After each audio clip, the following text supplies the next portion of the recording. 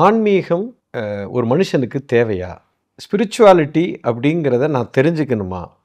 நான் உலக வாழ்க்கையில் நான் வாழ்ந்துட்டுருக்கேன். இப்போ இந்த உலக வாழ்க்கையில் நான் வாழ்ந்துட்டுருக்கும்போது, இந்த ஆன்மீகத்துக்கு தனியாக வந்தோம்னா, இந்த வாழ்க்கையை நான் விட்டுட்டு அங்கே போயிடுவேனா? நான் குடும்பத்தை துறக்கணுமா? என் பொண்டாட்டி பிள்ளைகளை விடணுமா? என் தொழிலை விட்டுட்டு இதுக்குள்ளே வரணுமா? இந்த மாதிரி பலவிதமான மக்களுக்கு ஒரு தவறான ஒரு புரிதலில் இருக்கிறாங்க. இது ஏன் அப்படின்னா,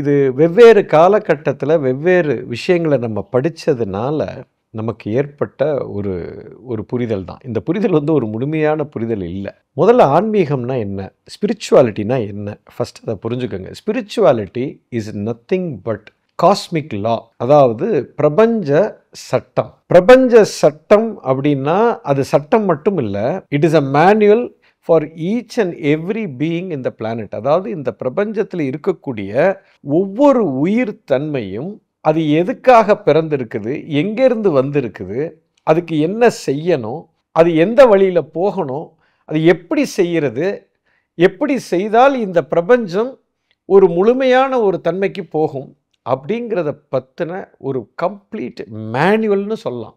இதுதான் ஸ்பிரிச்சுவாலிட்டி. இப்போ ஒரு தனி மனிதனாக எனக்கு இதில் என்ன பிரயோஜனம் ஒன்றும் இல்லை. இது உங்களோட மேனுவல். நீ என்ன பண்ணணும், நீ எதுக்காக பிறந்திருக்கிற, இந்த பூமிக்கு ஏன் ஆணாக பிறந்திருக்கிறோம், ஏன் மனுஷனாக பிறந்திருக்கிற, ஏன் இந்த வீட்டில் பிறந்தோம், இந்த மாதிரி ஒரு 1000 கேள்வி இருக்குது. என்ன செய்வதற்காக நீ பிறந்திருக்கிறாய், அதை எப்படி செய்யணும், அதை செய்கிறதுனால உனக்கு என்னெல்லாம் கிடைக்க போகுது, இதனுடைய அத்தனை ரகசியமும் அந்த மேனுவலுக்குள்ளே உட்கார்ந்துருக்கு. அது எங்கே இருக்குது குருஜி? அது இங்கே தான் இருக்குது, சூட்சமத்தன்மையில் இருக்குது. இது ஆன்லைன் மேனுவல். ஆன்லைன் மேனுவல்னால் நீங்கள் சிஸ்டமில் போய் உட்காந்து தட்டி ஒரு கூகுள் போய் இந்த ஊரில் என்னெல்லாம் இருக்குதுன்னு நீங்கள் கேட்குற மாதிரி உங்களுக்குள்ளேயே அது இருக்குது. கம்ப்ளீட் ஆன்லைன் மேனுவல் உள்ளே இருக்குது. அதை நீங்கள் அக்சஸ் பண்ணுற அந்த ப்ராசஸ் தான் ஸ்பிரிச்சுவாலிட்டி. அதை அக்சஸ் பண்ணிங்கன்னா உங்களுக்கு தெரிஞ்சிடும். இப்போ ஒரு மாங்கொட்டை மாமரத்தை உருவாக்குவதற்காக பிறந்திருக்கிறது. இது அதோட மேனுவல். கொட்டையாக வர்றதுக்கு முன்னாடியே அதுக்கு கொடுத்தாச்சு, ஏய் உன் வேலை இதுதான்ப்பா, இதுக்கு தான் நீ வந்திருக்க, இந்த பூமியில் நீ மண்ணில் போட்டின்னா உனக்கு இந்த வேலையை தான் நீ செய்யணுங்கிறது முடிவு பண்ணி உள்ளே போட்டாச்சு. ஸோ அதுக்கு சாய்ஸே கிடையாது. ஒரு கொய்யா மரம் கொய்யா பழத்தை உருவாக்கணும், சாய்ஸ் கிடையாது. ஒரு வேப்ப மரம் வேப்பங்கொட்டை வேப்ப மரத்தை உருவாக்கணும். Clear manual given, execution. அது மாற்றவே முடியாது. மனிதனுக்கு மட்டும் ஒரு சின்ன சாய்ஸை கொடுத்துருக்காங்க. உனக்கு அந்த பர்பஸையும் கொடுத்தாச்சு, ஆனால் அந்த பர்பஸோட டெசிஷனை நீ எடுக்கணும் அப்படின்னு சொல்லி, ஏன்னா அதுதான் சக்தி. அந்த பவரை மனுஷன் கையில் கொடுத்துருக்கு. ஸோ ஸ்பிரிச்சுவாலிட்டிங்கிறது இது வாழ்க்கை வேறு, ஸ்பிரிச்சுவாலிட்டி வேறு இல்லை. ஸ்பிரிச்சுவாலிட்டி தான் வாழ்க்கை, வேறு ஒன்றுமே கிடையாது. That is life, it is nature's law. அந்த சட்டம் தெரிஞ்சு அது கூட நீங்கள் டியூன் ஆகிட்டீங்கன்னா முடிஞ்சு போச்சு. நீ எதுக்கு பிறந்திருக்க, நீ ஒரு தொழில் பண்ணுறதுக்காக பிறந்திருக்கிறியா, உனக்கு தெரிஞ்சிடும். அந்த தொழிலை எப்படி பண்ணணும் சொல்லிக் கொடுக்கும், அதுக்குண்டான மேனுவல் சொல்லிக் கொடுக்கும். அதில் நீ எப்படி வெற்றி அடைகிறது மட்டும் இல்லை, உலகத்திலேயே அது நீ உயர்ந்த இடத்துக்கு நீ போகிறதுக்குண்டான அத்தனை வழியும் அதில் இருக்குது, அந்த மேனுவலுக்குள்ளே இருக்குது. அந்த மேனுவல் எங்கே இருக்குது குருஜி? அதுதான் ஆன்மீகம். ஸோ அந்த ஸ்பிரிட்டை போய் நீங்கள் டச் பண்ணிங்கன்னா உங்களோட மேனுவல் ஓப்பன் ஆகும். அந்த ஹார்ட் டிஸ்க் எல்லாம் உள்ளதான் இருக்கு, உங்களுக்குள்ள தான் இருக்கு. இதுக்குள்ள எல்லாமே உட்கார்ந்துருக்கு. அண்ட சராசரமே இதுக்குள்ள தான் இருக்கு. இது எப்படின்னா, ஒவ்வொருத்தருக்கும் ஏதோ ஒரு விஷயத்தை செய்யறதுக்காக நீங்க இந்த பூமியில பிறந்திருக்கீங்க. இப்போ ஒவ்வொரு உயிரினங்கள் 85 லட்சம் உயிரினங்கள் இன்னைக்கு பிரபஞ்சத்தில் இருக்குது. இந்த 85 லட்சம் உயிரினங்களுக்கும் அதுக்குன்னு ஒரு வேலை கொடுக்கப்பட்டிருக்கு. அந்த வேலையை அது செய்யும் போது இந்த அண்ட சராசரம் எல்லாமே ஒத்திசைவாக நான் இயங்கும். அப்பதான் இது ஒரு பெரிய இன்ஜினே ஓடும். பர்ஃபெக்டாக எல்லாம் போயிட்டு இருக்கு. உலகத்தை பார்த்தீங்கன்னா உங்களுக்கு கிளியராக தெரியும். பூமி அப்படியே பர்ஃபெக்டாக சுற்றிக்கிட்டு இருக்குது. சூரியனை 365 நாளில் சுற்றி பிரமாதமாக வந்துட்டு இருக்குது. அமாவாசை வருகிறது, பௌர்ணமி வருகிறது, நவ கிரகங்கள் அதோட வேலையை கரெக்டாக செஞ்சுக்கிட்டு இருக்குது. 27 நட்சத்திரங்கள் பர்ஃபெக்டாக போயிட்டு இருக்குது. Every thing is perfect. அப்போ என்னோட வாழ்க்கையும் அதுக்குள்ள அடக்கம், எதுவுமே மாறாது, அதோட செயல்ல இருந்து அது மாறவே மாறாது. நீங்க நல்லா கவனிச்சிங்கன்னா தெரியும். அப்போ இதெல்லாம் நான் எப்படி தெரிஞ்சுக்கிறது? அதுதான் ஆன்மீகம். அதை தெரிஞ்சுக்கணும்னு ஃபர்ஸ்ட் ஆசைப்படணும். The desire is the first step. The moment you desire to know this manual, நான் எதுக்காக பிறந்திருக்கிறேன், இதுக்கு என்ன செய்யணும் அப்படிங்கிறத எது முடிவு பண்ணணும்னா உன் உயிருக்குள்ள அதை டெஃபைன் பண்ணி ஆல்ரெடி இருக்கு. பாரத தேசத்தின் நெடிய ஞான மரபின் தொடர்ச்சி குரு மித்ரே சிவா நடத்தும் அல்கெமி புரோகிராமில் பங்கேற்க ரெஜிஸ்டர் செய்யுங்கள் அல்லது கால் 9655992559. எங்கள் வெப்சைட் www.matangifoundation.org.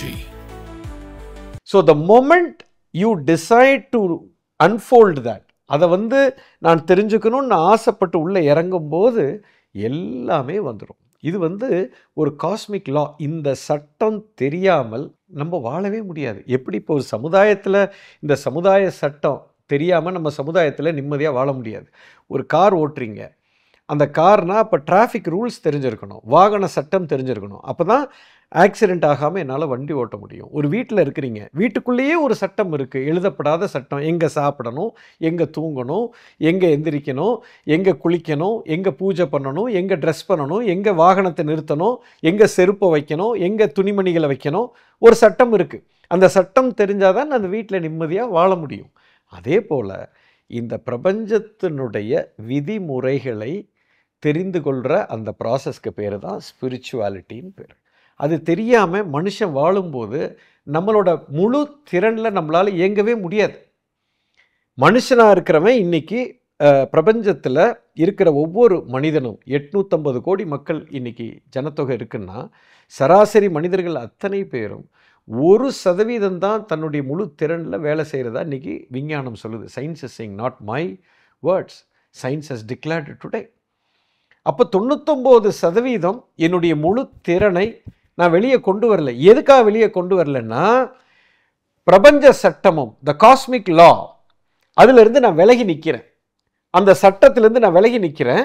அதனால் என்னுடைய முழு திறன் வெளியே வரமாட்டேங்குது. அப்போ அது கூட நான் அலைன் ஆகணும். எப்போ அலைன் ஆவேன்? அந்த சட்டம் புரிந்தால் தான் அலைன் ஆவேன். அந்த சட்டத்தை புரிந்து கொள்வது தான் ஸ்பிரிச்சுவாலிட்டி. ஸ்பிரிச்சுவாலிட்டி இருந்தால் நான் க்ரோ ஆகணா, நான் வளருவேனா? இல்லை, ஸ்பிரிச்சுவாலிட்டியில் மட்டும்தான் நீங்கள் வளர முடியும். ஸ்பிரிச்சுவலாக நீங்கள் கொஞ்சம் இருக்கிறீங்க, அதனால தான் உங்கள் வளர்ச்சி கொஞ்சமாக இருக்குது. முழுசாக நீங்கள் வந்துட்டீங்கன்னா அசுர வளர்ச்சி உங்களுக்கு இருக்கும். அதுதான் unfolding. You understand? So spirituality இல்லாமல், ஸ்பிரிட் இல்லாமல் இந்த உடம்பு கிடையாது, உடம்பு இல்லாமல் ஸ்பிரிட்டு கிடையாது. பாடிங்கிறது கிராசர் எலமெண்ட்டு, ஸ்தூலம்னு தமிழில் சொல்லுவோம். ஸ்பிரிட்டுங்கிறது சூட்சமம், சட்டில்னு ஆங்கிலத்தில் சொல்லுவோம். இந்த சட்டில் தான் கிராசரை கண்ட்ரோல் பண்ணுது, சூட்சமம் தான் ஸ்தூலத்தை கட்டுப்படுத்துகிறது. சூட்சமம் தெரிந்தால் ஸ்தூலத்தில் விளையாடுறது ஈஸி. கிரியேட்டர் அப்படிங்கிறது சூட்சமாக இருக்கிறார், கிரியேஷனுங்கிறது ஸ்தூலமாக நீங்கள் கண்ணில் பார்க்குறீங்க. இந்த கிரியேஷனை உங்களுக்கு வேணும், பொருள் வேணும். பொருள் அத்தனையும் வேணும்னா சூட்சமத்தன்மையை தெரிந்து கொண்டு, அந்த சட்டத்தை புரிந்து கொண்டு இந்த விளையாட்டை ஒருவன் விளையாடினான் என்று சொன்னால் எந்த பொருளையும் நமக்கு ஈர்க்க முடியும். உலகத்தில் இருக்கிற அத்தனை சொத்தும் உங்களுக்கு சேரும், பேர் வரும், புகழ் வரும், கோடீஸ்வரா ஆயிடுவீங்க. கோடீஸ்வரா ஆகிறது இல்லை, கோடீஸ்வரன் தான் நீங்கள். ஆல்ரெடி எல்லாமே இருக்குது, உங்கள் கையில் இருக்குது. ஆனால் அதை விட்டுட்டு இந்த சட்டம் தெரியாமல் விலகி நிற்கிறீங்க. அதனால் நீங்கள் லிமிட்டடாக மாறிட்டீங்க. ஸோ ஆன்மீகத்தினால் எனக்கு வளர்ச்சி அப்படிங்கிறது இல்லை, ஆன்மீகம்தான் வளர்ச்சி. Spirituality is the only way.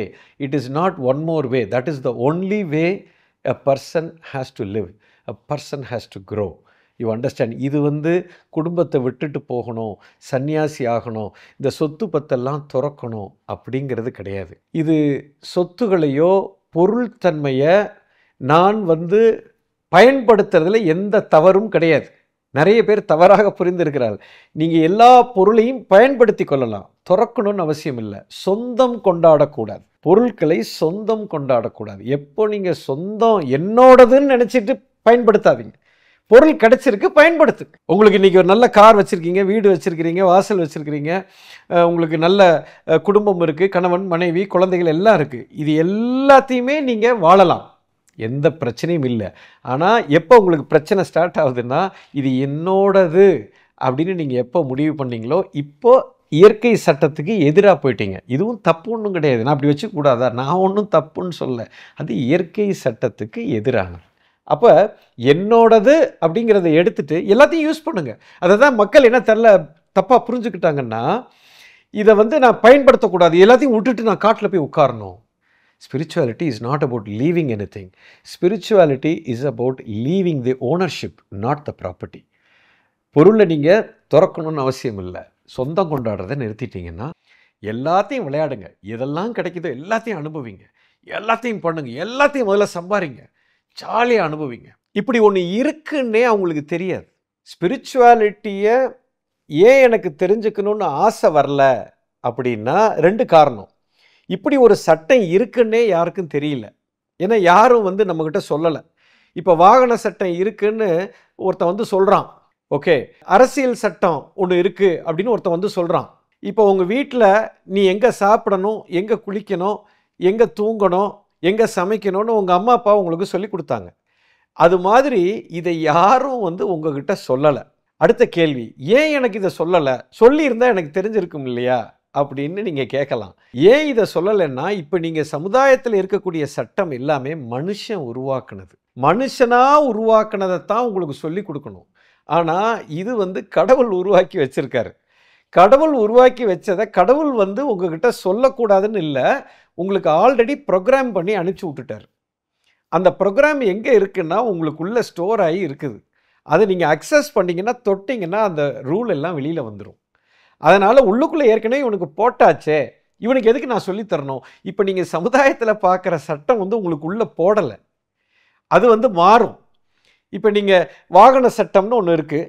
அது நான் இந்தியாவில் ஓட்டும் போது லெஃப்ட்டில் ஓட்டணும், ஸ்டாப் லைட்டில் இப்படி போகணும் அப்படின்னு ஒரு சட்டம் இருக்குது. அமெரிக்காவில் போய் நீங்கள் கார் ஓட்டிங்கன்னா இந்த சட்டம் மாறும். அப்போ இது மனுஷன் உருவாக்குனது இடத்துக்கு இடம் மாறும். உனக்கு சொல்லிக் கொடுக்க வேண்டிய அவசியம். இறைவன் போட்டிருக்கிற சட்டம் மாறவே மாறாது. அவர் இதை யாருக்கிட்டையும் அவர் சொல்லிக் கொடுக்க மாட்டார். ஏன்னா அவரே உள்ள ஆல்ரெடி ரெக்கார்ட் பண்ணி வச்சுட்டார். அந்த ரெக்கார்டை நீங்கள் அக்சஸ் பண்ணலை.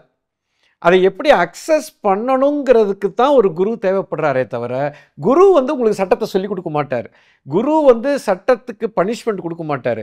குரு உங்களுக்கு உள்ளே இருக்கக்கூடிய அந்த ரகசிய சட்டத்தை எப்படி போய் அக்சஸ் பண்ணுறது அப்படிங்கிற டெக்னிக்கை மட்டும் தான் சொல்லிக் கொடுப்பார். சட்டம் ஆல்ரெடி அவர் ஒன்றும் போடலை. இதை நீங்கள் ஓப்பன் பண்ணிட்டீங்கன்னா உங்களுக்கே எல்லாமே புரிஞ்சிடும். பாரத தேசத்தின் நெடிய ஞான மரபின் தொடர்ச்சி குரு மித்ரே சிவா நடத்தும் அல்கெமி புரோகிராமில் பங்கேற்க ரெஜிஸ்டர் செய்யுங்கள் அல்லது கால் 9655992559. எங்கள் வெப்சைட் www.matangifoundation.org.